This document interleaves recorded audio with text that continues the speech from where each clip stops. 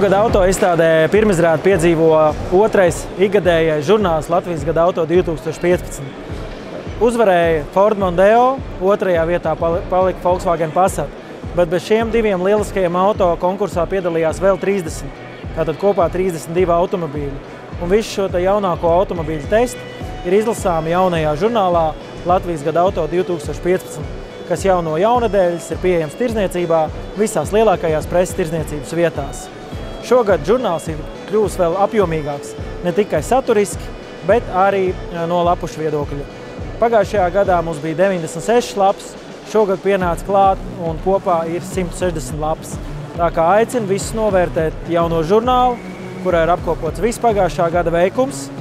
Žurnālā ir ne tikai automobīļu testi, bet arī aktuāla satiksmes organizēšanas tematika, kā piemēram, kad sāk sodīt pārāk lēni braucošos. Ātrums pret sauli, ātrums tumsā.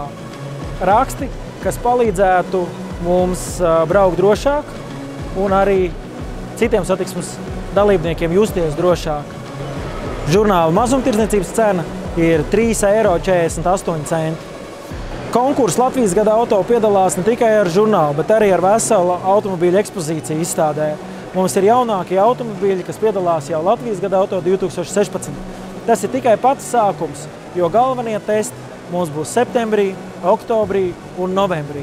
Pirmā publiskā pretendentu izrādīšana ir auto izstādē.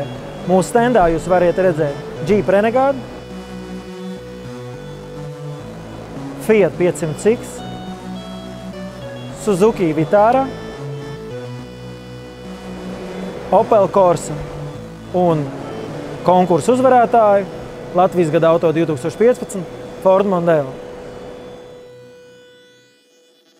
Es domāju, ka viņi redzēs ļoti daudz kā jauna.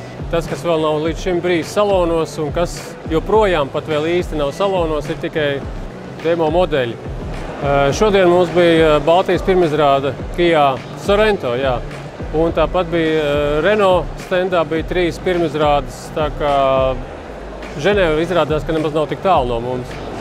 Jā, un Fiat 500X pirmizrāde Latvijas gada auto standā. Tas ir konkurss, kas jau notiek kopā ar izstādi, tiek rīkots ar 4. gadu.